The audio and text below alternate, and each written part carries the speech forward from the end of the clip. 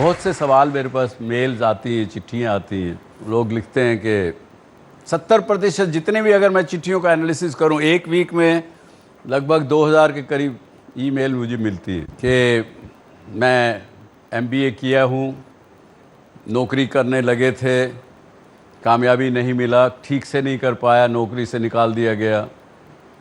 अपना बिज़नेस शुरू किया था, उसमें कुछ पैसे की कमी रह गई तो नहीं कर पाया। पिताजी का सपोर्ट नहीं है, पिताजी बहुत डांटते हैं, नहीं कामयाब हो पाया। तो मेरा एक ही कहना रहता है सबसे, अपने आप पर भरोसा रखिए, अपना एटीट्यूड बदलिए।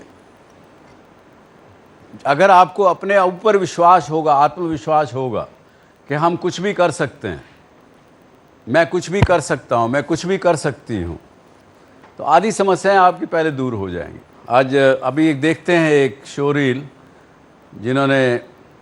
जिस व्यक्ति ने मुझे लिखा, कुछ जवाब उनको दिया, उनको कैसे उनको कामयाबी मिली कि नहीं, जरा देखें शोरील में।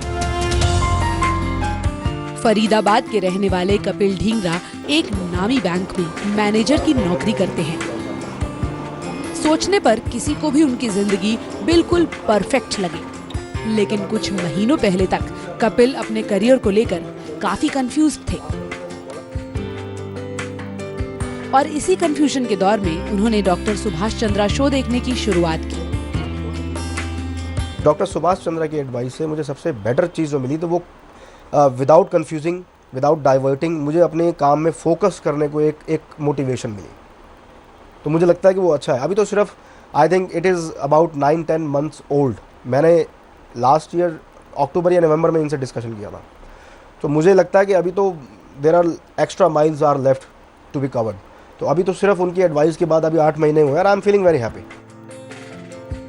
विचारों में स्पष्टता तो शो देखने के बाद आने लगी थी, लेकिन बेहतर मार्गदर्शन के लिए कपिल ने डॉक्टर सुभाष चंद्रा को एक ईमेल के जरिए अपनी सारी परेशानियां बयान कर दी। जवाब आया और कपिल को यकीन हो चला कि अब उनकी जिंदगी एक सही दिशा में चल पड़ी है। सबसे इम्पोर्टेंट और सबसे अच्छी बात यह है कि डॉक्टर सुभाष चंद्रा इतने बड़े बिजनेसमैन होने के बावजूद हम लोगों के लिए, यंगस्टर्स के लिए, इंडियंस के लिए समय निकाल रहे हैं।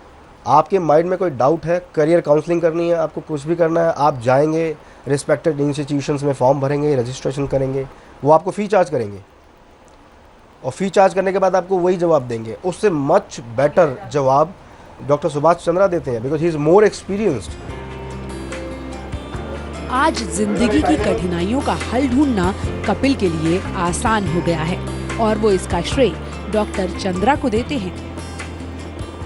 आई हैव सीन दैट के एपिसोड को देखने के बाद कितनी चीज़ें ऐसी हैं जो डायरेक्टली मुझसे रिलेटेड नहीं है, मेरे करियर से या मेरी लाइफ से रिलेटेड नहीं है, बट जैसे वो और कैंडिडेट्स को यूनिवर्सिटीज़ में जाके अपने एपिसोड्स में उनको गाइडेंस देते हैं, तो उनसे भी अगर उन रूल्स को भी हम अप्लाई करते हैं अपनी लाइफ में, general day to day life में, we get benefit out of it. जिंदगी के मुश्किल सफर में अगर कोई रास्ता दिखाने वाला मिल जाए तो सफलता के शिखर तक पहुंचना आसान हो जाता है और हमें यकीन है कि कपिल एक दिन उस शिखर पर फतह करके ही दम लेंगे।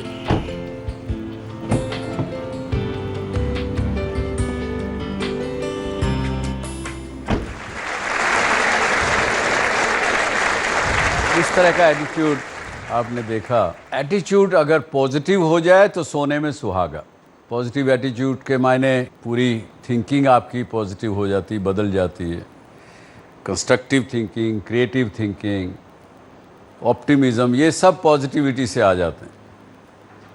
और आज जो मैं जया जी को यहाँ बुलाऊंगा, उनके साथ भी ऐसा ही कुछ हुआ। जब इन्होंने होश भी नहीं संभाला था कि इनकी माँ का देहांत हो गया।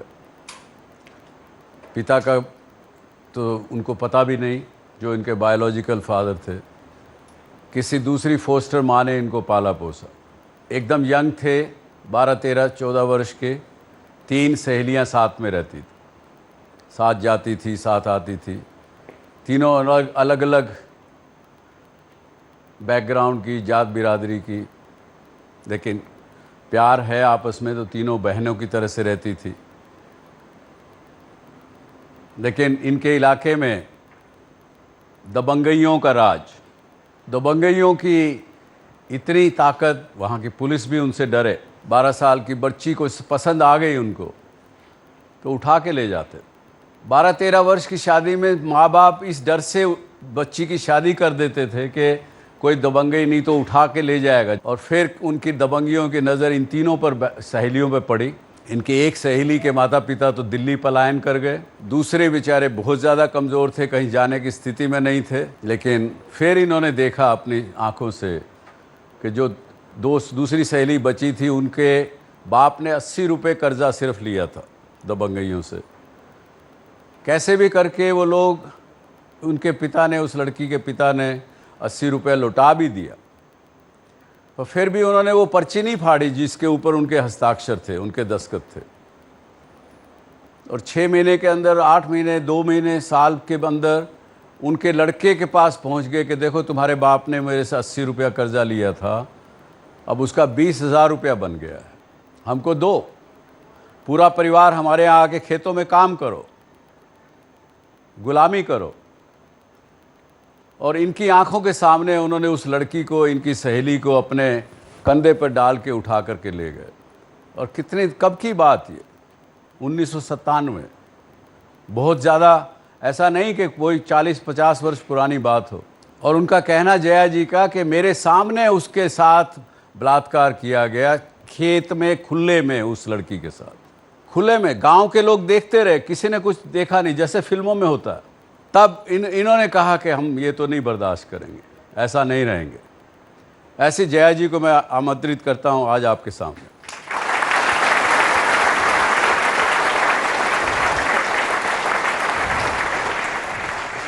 अकेले जब चले आप, ज़रूर बहुत डर लगा होगा, बहुत लोगों ने डराया धमकाया होगा।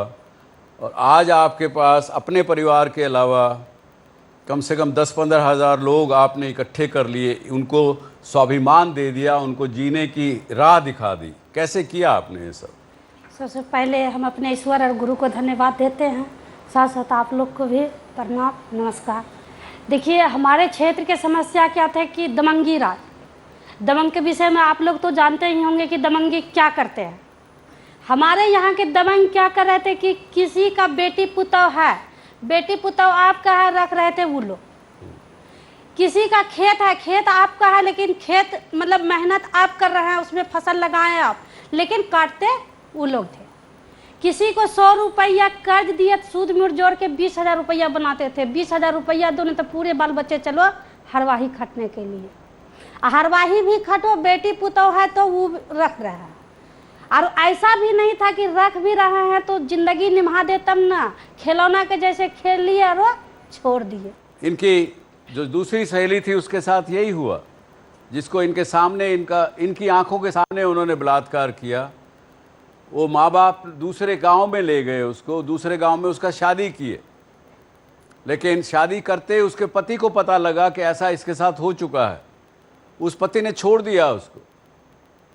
देखिए मनुष्य कहाँ, कितना क्रूरता हम लोगों में है, हम आदमियों में। भाई उस लड़की का क्या कसूर, लेकिन उसके पति ने छोड़ दिया उसको। वो कहीं और कहीं जाके दूसरे पति से शादी की, उसकी लड़की की। उसने भी, उसको पता लगा तो उसने छोड़ दिया। अब वो तीसरा पति उसका हुआ जिसके साथ वो रह रही है। और होप खुश है वो अपने तीसरे पति के साथ? जी अभी तो खुश हैं वो जी। उनके साथ में 2 बच्चे भी अभी हो गए उसका। अच्छा, बहुत अच्छा।